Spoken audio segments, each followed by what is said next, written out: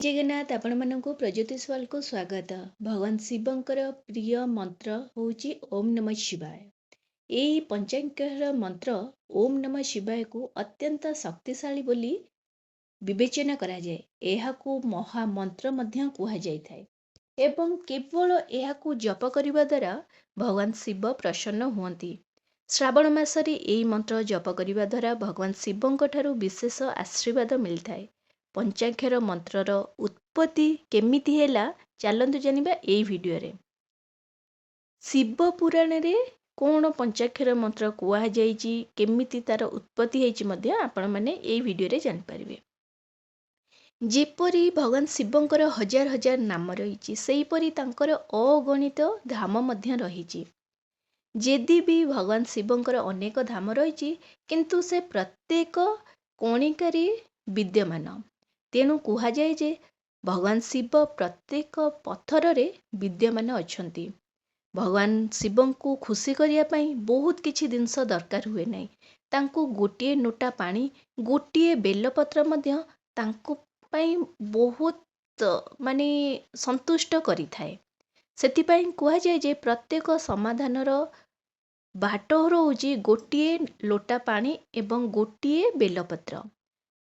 ଭଗବାନ ଶିବଙ୍କୁ ଜଳ ଅର୍ପଣ କରିବା ସମୟରେ ସେମିତି ଗୋଟିଏ ମାତ୍ର ମନ୍ତ୍ର ହେଉଛି ଯଥେଷ୍ଟ, ଯାହାକୁ ମହାମନ୍ତ୍ର କୁହାଯାଏ।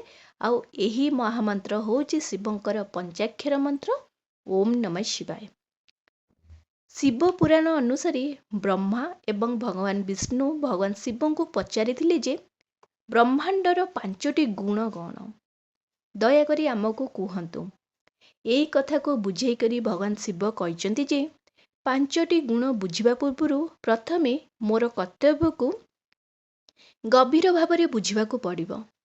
ମୋର ଜଗତରେ 5ଟି କାମ ଅଛି: ସୃଷ୍ଟି, ପାଳନ, ବିନାଶ, ଅନ୍ତର୍ଧାନ ଏବଂ କୃପା। ମୋ ପାଇଁ ବିନାଶ ହେଉଛି ଅନହର ଏବଂ ଜୀବନର ଓଲଟପାଲଟ ହେଉଛି ଲୋପ।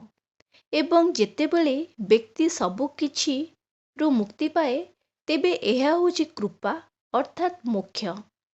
ଭଗବାନ ଶିବ କହିଛନ୍ତି ଯେ ମନୁଷ୍ୟ ସୃଷ୍ଟି ପୃଥିବୀରେ ହେଉଛି, ଅସ୍ତିତ୍ୱ ତାର ଜଳରେ ରହିଛି, ବିନାଶ ହେଉଛି ସେ ଅଗ୍ନିରେ, କିନ୍ତୁ ଲୋପ ହେଉଛି ସେ ବାୟୁରେ ଏବଂ କୃପା ହେଉଛି ତାର ଆକାଶରେ।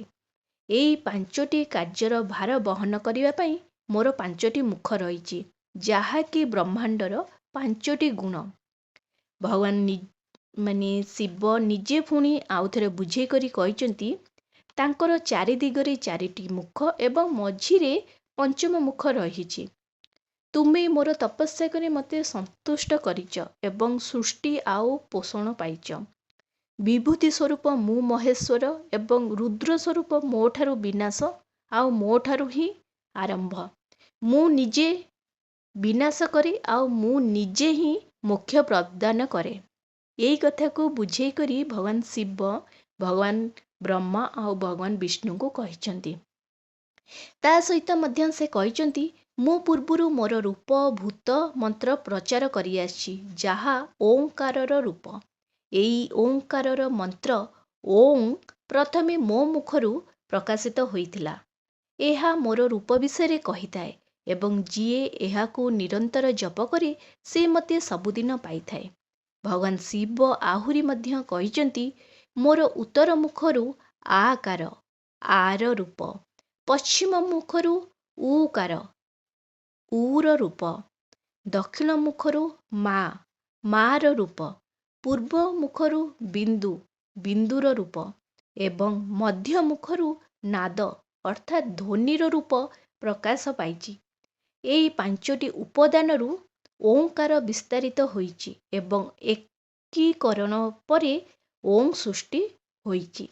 ଏହି ଜଗତର ସମସ୍ତ ପୁରୁଷ ଏବଂ ମହିଳା ଏହି ମନ୍ତ୍ର ଦ୍ୱାରା ପରିପୂର୍ଣ୍ଣ ଏବଂ ଏହା ହେଉଛି 5 ଅକ୍ଷର ବିଶିଷ୍ଟ ମନ୍ତ୍ର ଓମ୍ ନମଃ ଶିବାୟ। ଆଉ ଏହି ଓମ୍ ନମଃ ଶିବାୟର ଉତ୍ପତ୍ତି ହେଇଛି, ଯାହା ଶିବଙ୍କର ସାକାର ରୂପକୁ ସୂଚିତ କରାଉଛି। ଏହି 5 ଅକ୍ଷର ମନ୍ତ୍ର ଓମ୍ ନମଃ ଶିବାୟ ଜପ କରିବା ଦ୍ୱାରା ବହୁତ କିଛି ଲାଭ ହୋଇଥାଏ। ଚତୁର୍ଦ୍ଦଶୀ ହେଉଛି ଭଗବାନ ଶିବଙ୍କର ପ୍ରିୟ ମନ୍ତ୍ର। ସେହିପରି ପଞ୍ଚାକ୍ଷର ମନ୍ତ୍ର ହେଉଛି ଭଗବାନ ଶିବଙ୍କୁ ପାଇବାର ଗୋଟିଏ ମନ୍ତ୍ର ମାର୍ଗ। ଏହି ଚତୁର୍ଦ୍ଦଶୀ ତିଥିରେ ଯଦି ଆପଣମାନେ ଶିବଙ୍କୁ ପୂଜା କରିବା ଏବଂ ପଞ୍ଚାକ୍ଷର ମନ୍ତ୍ର ଜପ କରିବା କରୁଛନ୍ତି, ତାହେଲେ ଆପଣଙ୍କୁ ଅନନ୍ତ ଲାଭ ମଧ୍ୟ ମିଳିଥାଏ। ତା ବ୍ୟତୀତ ଶ୍ରାବଣ ମାସ ହେଉ କି ଅନ୍ୟ କୌଣସି ଦିନରେ ଶିବଲିଙ୍ଗ ପୂଜା କରିବା ସମୟରେ ପାଞ୍ଚାକ୍ଷର ମନ୍ତ୍ର ପାଠ କରିବା ଉଚିତ। ଶିବଙ୍କର ପଞ୍ଚାକ୍ଷର ମନ୍ତ୍ର ଜାପ କରିବା ଦ୍ୱାରା ମାନସିକ ଶାନ୍ତି ମିଳିଥାଏ। ଭଗବାନ ଶିବଙ୍କର ଆଶୀର୍ବାଦ ମଧ୍ୟ ପ୍ରାପ୍ତ ହୋଇଥାଏ। ଏହି ମନ୍ତ୍ର ଜାପ କରିବା ଦ୍ୱାରା ଇନ୍ଦ୍ରିୟ ଜାଗ୍ରତ ହୁଏ। ବିଶ୍ୱାସ କରାଯାଏ ଯେ ପଞ୍ଚାକ୍ଷର ମନ୍ତ୍ର ଜପ କରିବା ଦ୍ୱାରା ମନସ୍କାମନା ପୂର୍ଣ୍ଣ ହୁଏ ଏବଂ ପାପ ନାଶ ମଧ୍ୟ ହୋଇଥାଏ। ଏହିପରି ରହିଛି ଭଗବାନ ଶିବଙ୍କର ପ୍ରିୟ ମନ୍ତ୍ର ପଞ୍ଚାକ୍ଷର ମନ୍ତ୍ରର ଉତ୍ପତ୍ତି ଏବଂ ତାର ଲାଭ। ଆଶା କରୁଛି ଭିଡ଼ିଓଟି ଆପଣମାନଙ୍କୁ ବହୁତ ପସନ୍ଦ ଆସିଥିବ। ଯଦି ଆସିଛି ତାହେଲେ ଏହି ଚ୍ୟାନେଲକୁ ଜଲ୍ଦି କରି ଲାଇକ୍, ସେୟାର, ସବସ୍କ୍ରାଇବ୍ କରିଦିଅନ୍ତୁ। ନମସ୍କାର।